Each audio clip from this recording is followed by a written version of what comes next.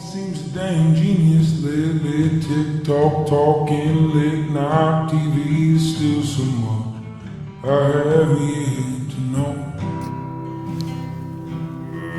Get dressed up just to go downtown in some ego-filled late night crowd. Seems to be where I feel most alone.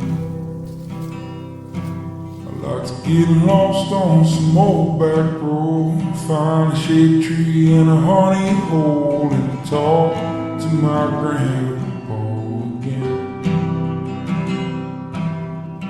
I see God in everything, trees in pain and nights in the spring. So why do I still long for a home?